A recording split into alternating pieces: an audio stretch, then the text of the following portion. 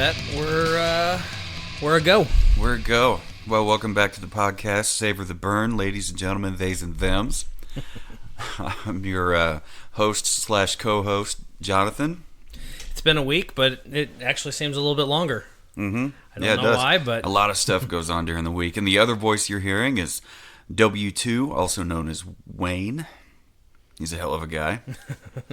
And last week we tasted... We tasted the 10-year Widow Jane Straight Bourbon Whiskey, and then the Yellowstone Select Kentucky Straight Bourbon.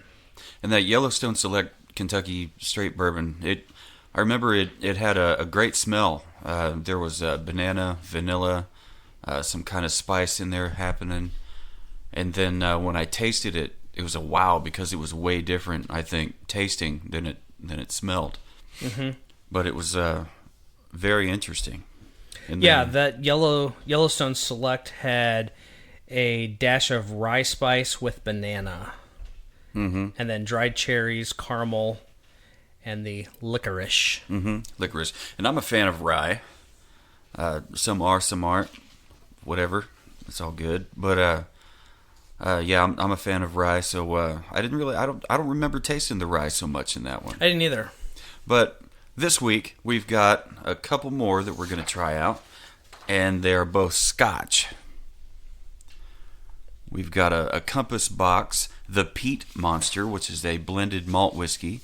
Retails for roughly $67 a bottle. It is 92 proof at 46% from Scotland, and it is a blended malt whiskey, like we said. What's the other one? The other one is a Highland Park, the Viking Honor 12-year single malt, and contrast with the Compass Box, which is a blended malt whiskey. This one's a single malt. So it's a very one-off flavor versus a very generic, across-the-board, refined kind of flavor. Yeah. I would find that to be more interesting. You know, as I've kind of dug into the world of whiskeys and bourbons, I've gravitated towards the single batch releases. Elijah Craig is a single batch bourbon. And it's a fantastic bourbon. Mm-hmm. What's the other one that's coming to mind? Four Roses. Four Roses. They have I don't think all of theirs is, but they definitely have a single batch select variation. And I think the idea is that small single barrel type release. So yeah, you get something just a little bit different in each barrel. You know, depending on how it was aged, you know, the intervals between them turning the barrels, or this corner of the cellar versus that corner of the cellar, and all those little differences can make huge differences. Yeah, you know, something like Jefferson Reserve, they've put out their Voyager series. That's their bourbons that they've loaded up the barrels onto ships and sailed them around the world for however long it takes to finish the aging process. And so you get the agitating occurs at sea with the waves and all that. Yeah, there's no escaping agitation at sea. Yeah, and it's crazy too because I've got a bottle upstairs, and you do pick up that sea salt flavor. It does have a briny back end on it. Yeah, when we played Grindfest here in KC with Burn the Gates and several other really great bands, there was you brought a little bit for the band to try. That's right, and I did. It was, I don't know, I think shocking is too strong of a word, but it was well, fuck it. It was shocking that it was how you could taste the influence of the sea. Yeah. In that little flask. It was really good. And you couple that with the natural caramel flavors that come from the Jefferson Reserve, you get that salted caramel kind of a profile. It's very interesting. So today we're going to try first the Compass Box Peat Monster. This one here. And once again, we're using the Glencairn glass. Glassware from Scotland. So when we look at it, it's not very dark. It's very light. What did they call it here? Pale straw. Pale straw. Yeah. And it's definitely that. I accidentally dripped some on my cheat sheets here. It's not overly peaty, not overly smoky. No, but there's a great smoke. Yeah. Smell from it. Some folks don't like Scotch because of that. Or maybe it's got some kind of strong harshness that catches people off guard. And it can do that. But the thing I like about it is it reminds me of drinking whiskey at a bonfire.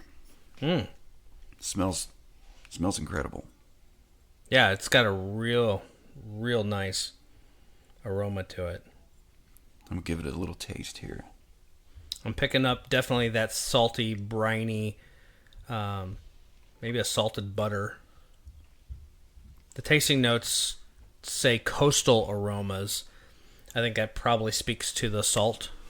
Well, here in landlocked Kansas City, I don't really get too much exposure to the coastal regions. But I have visited, and this does not remind me of coastal anything. Let's see here. The flavor taste palette says it's light, which it is. It says multi-layered smokiness and medicinal peat notes. And multi-layered is the right word. Very much so. There's a lot going on with this, and it's incredibly smooth for a Scotch. What do you read into the medicinal peat notes?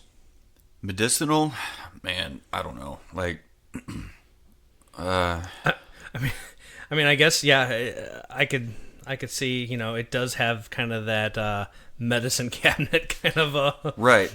I don't know what it is in the aroma to medicine it. cabinet that smells that they would be describing, like besides like vapor rub or something very aromatic like a Bengay vapor rub, medicated gauze pads or something to that effect. But when I'm sipping whiskey or Scotch, medicinal never really came to mind. So now that it's in my head, I might be stuck with that. It took me a while to really gather an appreciation and palate for Scotches. Okay. But this is really good. I'm enjoying this. Yeah, it is. And it says it's balanced by a creamy character and the sweetness of orchard fruits. I was going to say orchids don't have fruits. And it says finish is sweet and creamy. And it does. It's very sweet.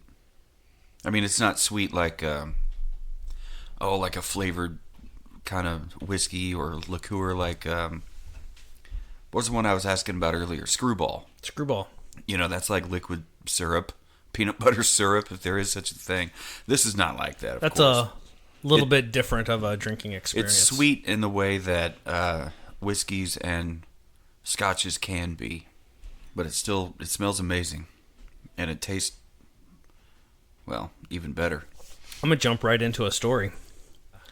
Does it involve you getting into acclimated or whatever the right word is to Scotch? I think so. Yeah, it starts off not so much about me, but what I think about every time that I have or think about Scotch. All right. So we talked a little bit last week about my love of motorcycles, and I've gone to Sturgis for the motorcycle rally many years. The first year I ever went was 2005, and my good buddy Mitch and I teamed up with another good friend who has since passed away. Rest in peace, the Harley Man. He took us to Sturgis for our first ride up there. He introduced us to a couple guys that he knew that were part of the Shriners motorcycle crew. Okay. Charlie and Kenny.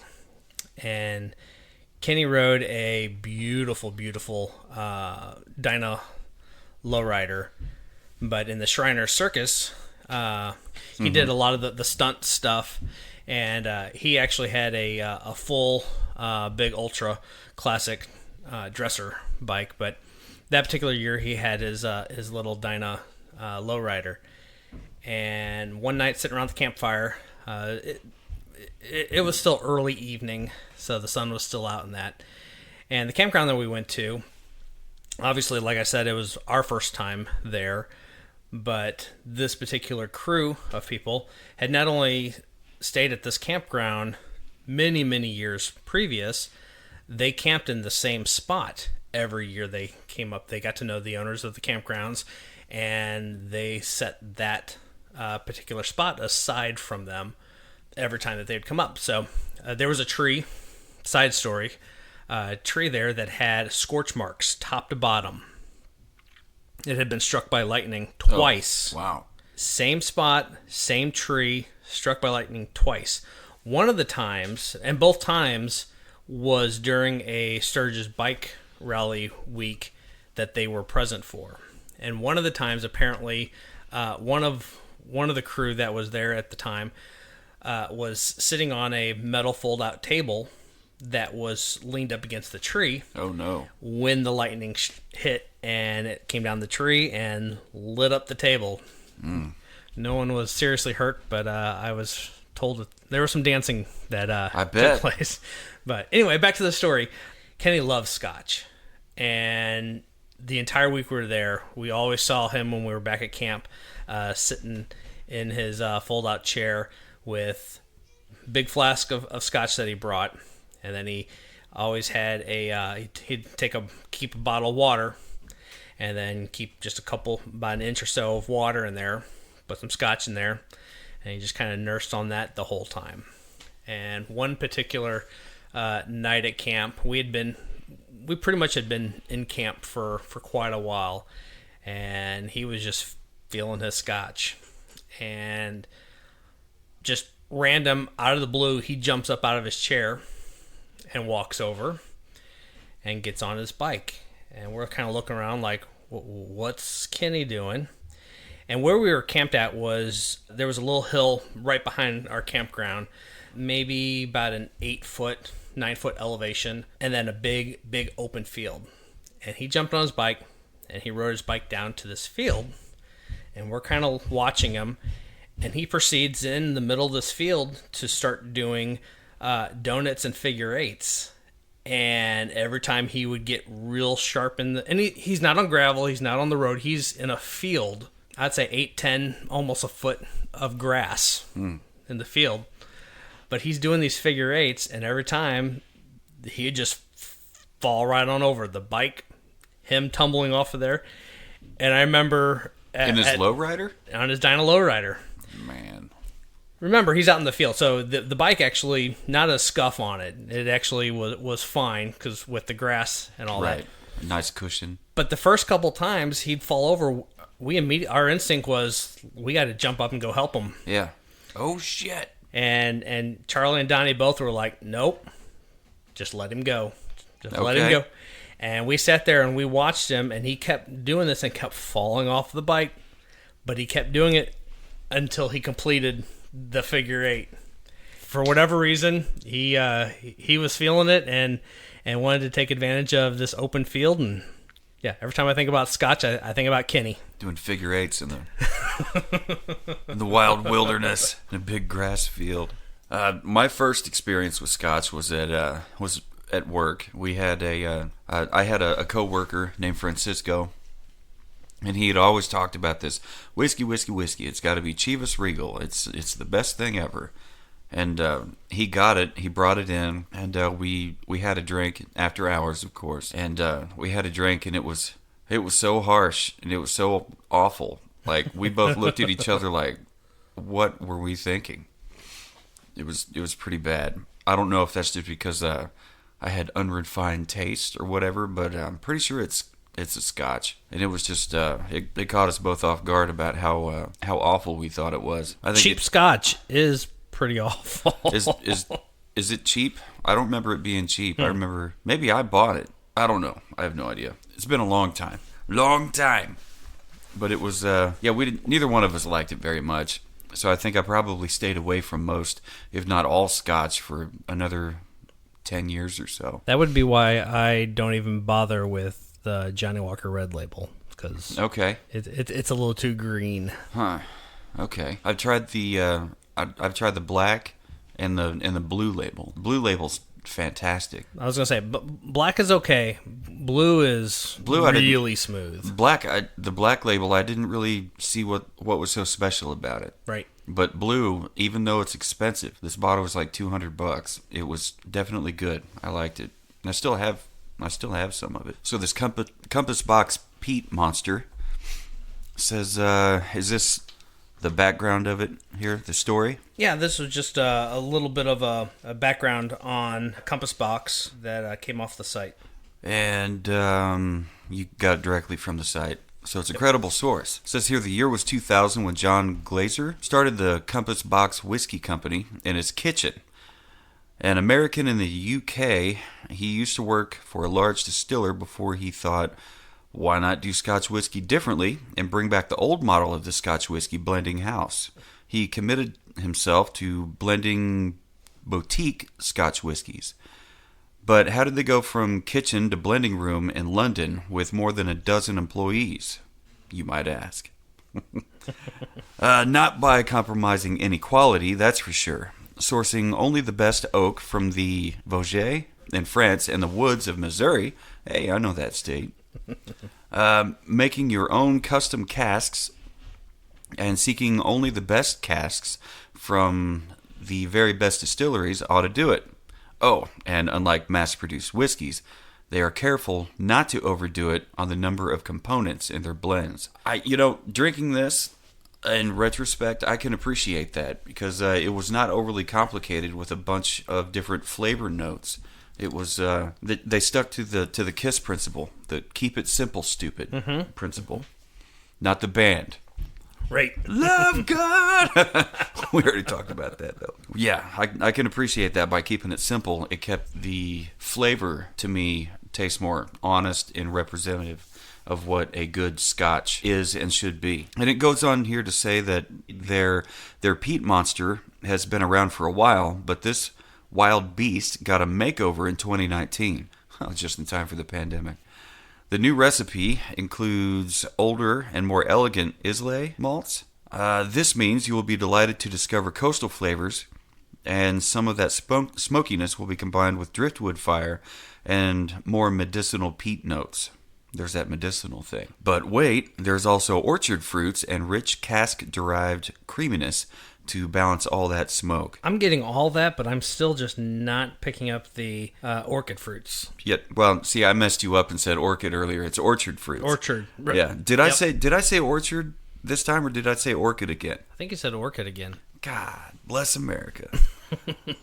Man, stupid whiskey. But wait, there's also orchard fruits and rich cask-derived creaminess to all that smoke.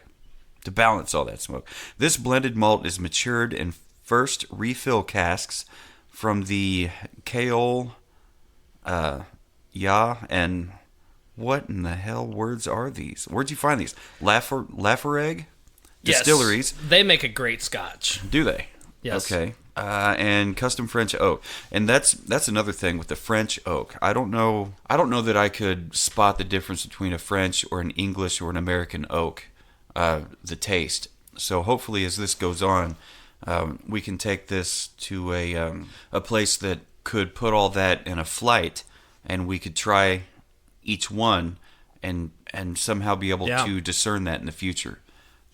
Learn. It doesn't all have to suck. Bottled at 92 proof, and it's not chill filtered.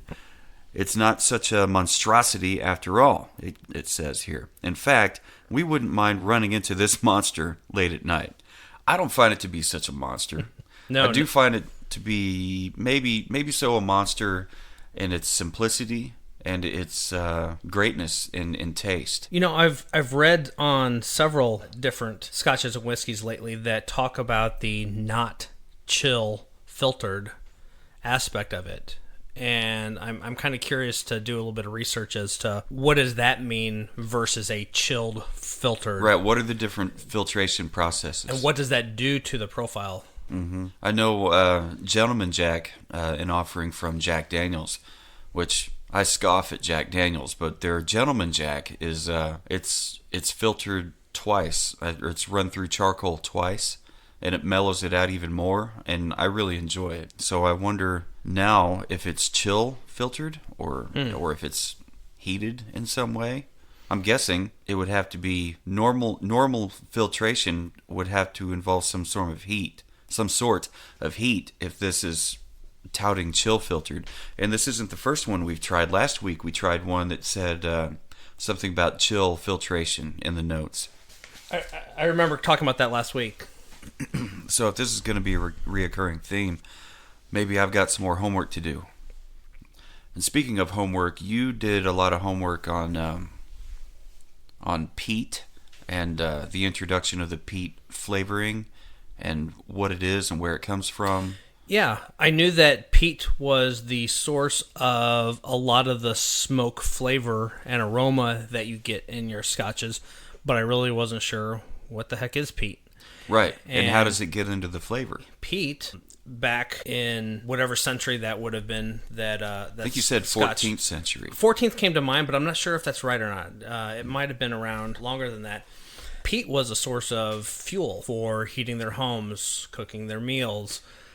It was readily available. Peat grows in that marshy region of Scotland, pretty much all over the place, because that area is very wet and does not dry out very easily. And so as a result, the peat grows quite easily, and there's lots of it. The article I read said that technically peat would be considered a fossil fuel because of this. But the peat is used for a fuel to light the fires in the kilns that dry the malt. And so in that process, a lot of the chemical compounds that are released in the burning process transfers to the malt with the smokiness and the tar, salt, briny kind of flavors that you associate with Scotch comes from that peat. And over time, partially with ingredients becoming a little easier to get a hold of and distilleries not having to make from scratch their own ingredients, a lot of distilleries over time have gone away from using peat to kiln dry their malt. And so there are a lot of scotches out there that are non-peated scotches and whiskeys. It makes me wonder what it is that they're using. Liquid smoke? I hope not. But I think that also goes back to one of the podcasts that I follow. I was listening to one of their episodes recently, and they had an interview with the grandson of Van Winkle. And Pappy is actually what he called his grandfather, which I thought was kind of cool. That's not just the name of a whiskey, but that's actually what he calls the founder. He's known as Pappy. But anyway, he talked about the importance of the high quality ingredients and not sacrificing ingredient quality for profit, which is what has kind of kept them at that high end, that forefront of the bourbon market. And so, we read here once again, the importance of ingredient quality is an important piece to the Compass Box. It's very appreciated. I'm very, very pleased with this Compass Box Peat Monster. I will add, what was the price point on that? $67 roughly.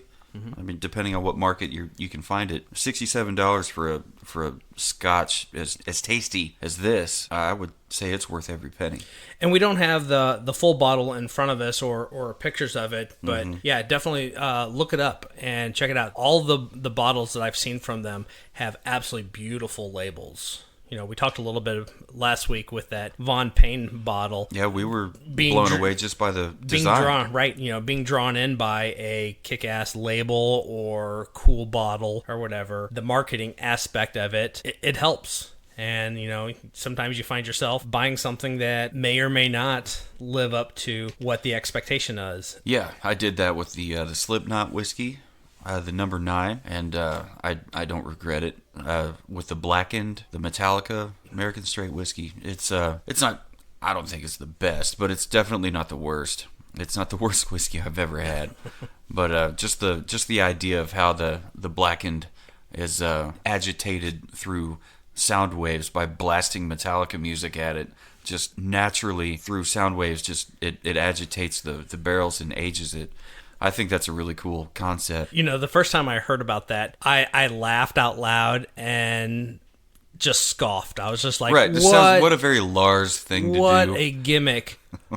But then please take my money, because I want a bottle. Yeah, I'm checking this out.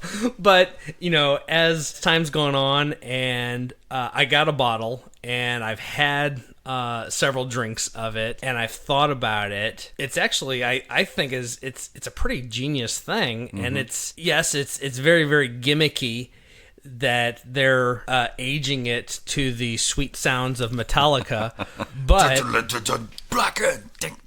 specifically they're putting the subwoofers in there with it, and it's those subsonic frequencies that are agitating the barrel. They are, and the neighbors.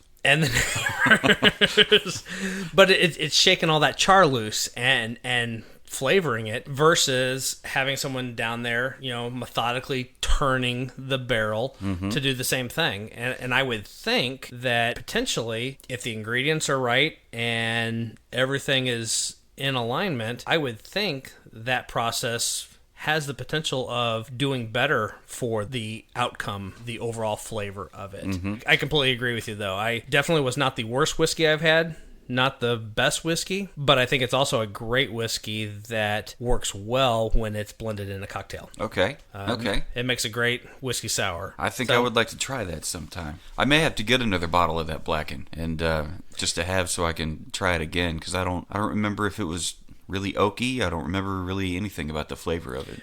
When it first came out, because I shared it with a bunch of people. Yeah, when it first came out, it was kind of hard to find. And when I stumbled upon it, I freaked out and was like, yes, I got to take this bottle home. But now it seems like I see it, not everywhere, but pretty frequently I'll see a handful of them on the shelf. So that shouldn't be too hard to find. Well, that's all we have for this week's episode of Savor the Burn. Please feel free to reach out to us at savortheburn.com. Our personal emails, as far as Savor the Burn goes, info@savortheburn.com. You can reach me, Jonathan, at jonathan@savortheburn.com. You can reach Wayne at w2@savortheburn.com. And you can find us on most, not all, but most of the social medias, including TikTok, YouTube, Facebook, Twitter, and Instagram. Thanks a lot, everybody. We'll see you next time. See you next time. Bone burning.